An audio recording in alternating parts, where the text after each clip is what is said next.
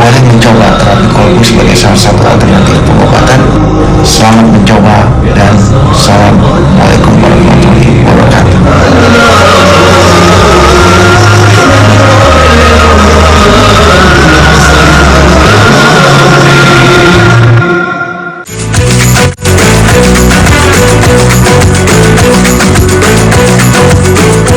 Ya, terima kasih Anda masih terus bergabung bersama kami. Ini adalah segmen terakhir untuk Anda bisa menyaksikan terapi kolbu untuk hari ini ya, The Power of Soul. Karena besok juga akan tayang lagi terapi kolbu sekali lagi Senin hingga Jumat jam 12 malam hanya di JAK TV. Pak, sekarang saya ingin tanya dengan Bapak Selamat. Tadi kita sudah bahas mengenai kotoran hati, ya kan, cara untuk membersihkan kotorannya. Itu yang diajarkan oleh Pak Ustadz Sony. Oke. Kita harus mensyukuri. Sudah diterapkan kah? Saya terapkan semuanya. Seperti apa contohnya? Ya, segala sesuatu saya harus sabar, saya harus selalu bersyukur dan berusaha untuk ikhlas. Apa yang saya lakukan, apa yang saya perbuat sehari-hari itu ikhlas ya. Iya. Itu dia harus dicatat dan berusaha. Saya juga dapat informasi bahwa Bapak ini juga sempat dijudge oleh dokter bahwa ini sulit untuk disembuhkan. Ya. Gitu. Apa yang membuat Bapak akhirnya tergerak memutuskan untuk bahwa saya bisa sembuh jika saya datang ke Pak Ustadz Sony? Saya tidak menyatakan harus ke Pak Ustadz Sony, tapi saya hanya berpikir bahwa masa tidak ada penyakit diciptakan tidak ada obatnya.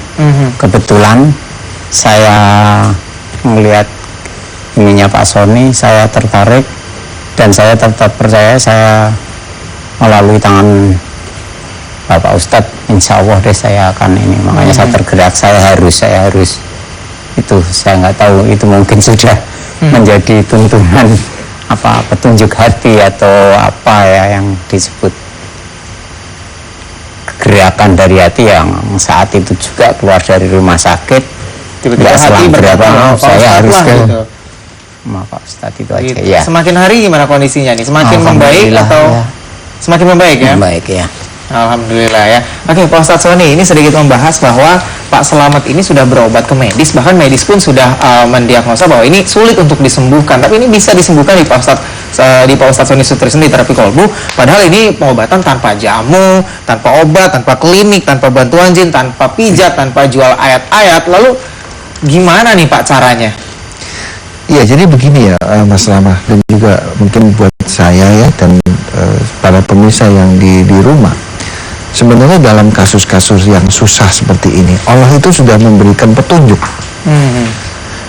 Para pemirsa JAK TV yang berbahagia, kalau kita lihat di dalam kitab suci Al-Quran, saya pikir kalau kita coba baca di dalam surat Yasin saja, di sana dijelaskan betul bahwa Al-Quran ini adalah merupakan kitab hikmah dan kitab petunjuk.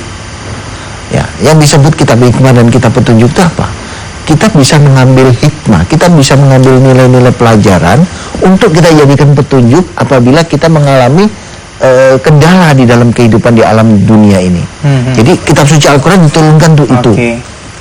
Nah, kalau kita coba lihat para pemirsa, ternyata dalam kehidupan ini ada kesulitan-kesulitan yang memang di sana sepertinya kita seperti bentur sesuatu yang tidak bisa dipecahkan lagi. Contoh misalkan dalam kisah Nabi Musa, kalau kita perhatikan bagaimana Nabi Musa pada saat itu berada di lautan, di pinggir laut, itu secara akal berpikir tidak mungkin bisa selamat, pasti mati. Kenapa? Karena tidak punya pasukan sama sekali, sementara yang dihadapi adalah Fir'aun, belakang sudah lautan. Ternyata lautan terbelah. Artinya apa? Ada jalan keluar. Pada saat manusia berpikir tidak ada jalan keluar, ternyata masih ada jalan keluar. Dan itulah yang diberikan oleh Allah petunjuknya bagi kasus-kasus seperti ini. Oke, jadi itu juga di luar logika dari manusia ya Pak Ustadz ya? Iya, di luar logika dari manusia, dan ternyata memang Allah memberikan petunjuk. Kalau kita dalam kehidupan ini, kita bentur pada satu situasi yang tidak ada lagi jalan keluar, yakinlah ada sebuah jalan keluar yang disebut kun fayakun. Dan insya Allah kun fayakun itu akan kita jadikan tema pada pertemuan yang berikutnya. Siap kalau gitu Pak Ustadz. Nah, karena waktunya juga terbatas, Pak Ustadz mungkin bisa memberikan kesimpulan dan juga doa untuk pemirsa JAK TV yang ada di rumah.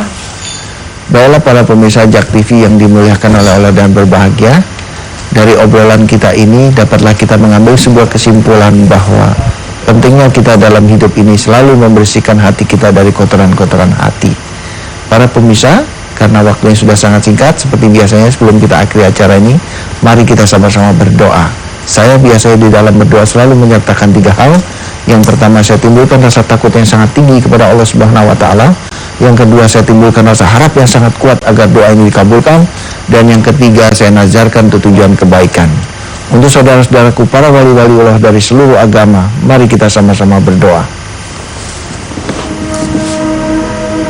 Ya Allah, ya Tuhan kami, tidak ada sesuatu yang besar kecuali Engkau. Engkaulah yang maha besar. Kau ciptakan kami sebagai manusia dan kehidupan kami di alam jagat rayamu ini. Dalam kehidupan kami yang sangat singkat ini, demikian banyak kekurangan yang ada di dalam diri kami. Hanya Engkau yang dapat menutupi kekurangan kami. Tutupilah kekurangan kami ini, Rob. Satu keyakinan kami bersama, hanya Engkau yang mengetahui jalan yang lurus.